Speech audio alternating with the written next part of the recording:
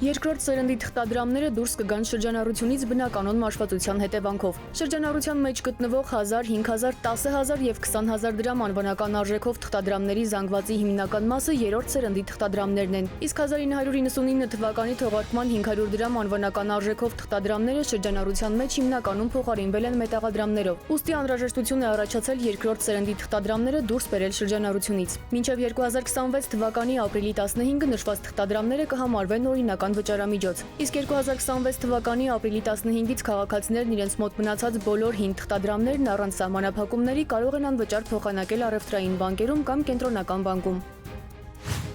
Կանաչ դարակաշարերում տեղադրվելու է կաթնամթերք առանց կաթնային յուղի փոխարինիչի, իսկ նարնջագույն դարակաշարերում կաթնամթերք, որը պարունակում է կաթնային յուղի փոխարինիչ։ Առանց կաթնային յուղի փոխարինիչի եւ պարունակում է կաթնային յուղի փոխարինիչ անվանումով պիտակները դարակաշարերի վրա պարտադիր պիտի նշված լինեն։ Առևտրի եւ ծառայությունների մասին օրենքում կատարած փոփոխությունը, որը սահմանում է կաթնամթերքի վաճառքի նոր կարգ, ուժի մեջ է մտել ապրիլի 27-ից։ Էկոնոմիկայի նախարարությունից տեղեկացնում են տնտեսվարողների համար, որոնք չեն ապահովի կաթնամթերքի պատշաճ տեղադրում ըստ սահմանված կարգի, սահմանված է վարչական տույժ։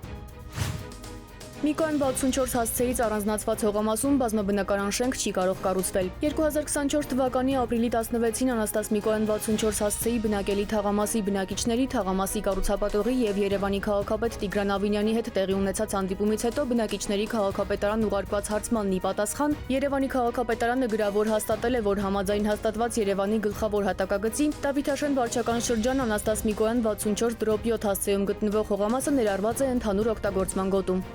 4-ամյա երեխան ընկել է Օշական գյուղի կամրջի մոտակայքում հոսող քասախ գետադեպքը տեղի ունեցել ժամը 18:00-ի սահմաններում։ Օշականից Ոսկեվազ հատվածում գետի 8-ից 10 կիլոմետր երկայնքով փրկարարներն ու ոստիկանները որոնողական աշխատանքներ իրականացնելով երեխային գտել են ժամը 20:15-ի սահմաններում։ Բժիշկներին չի հաջողվել փրկել կյանքը։ Ջրահեղձ է եղել։ Մեկ այլ այդպիսի դեպք էլ Հրազդանի կիրճում է եղել մանկական երկաթուղու տարածքում օտարերկրացի անչափահաս աղջիկն ընկել է Հրազդան գետը։ Ներքին գործերի նախարարությունից տեղեկացնում են, որ որոնողական աշխատանքները շարունակվում են։ Հրազդանն ընկած երեխան Ուկրաինայի քաղաքացի է։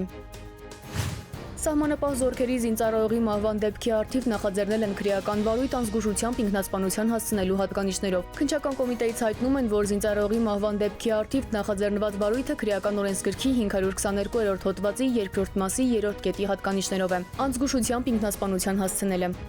Սիլվի Մուրադյան, ժամը լրատվական։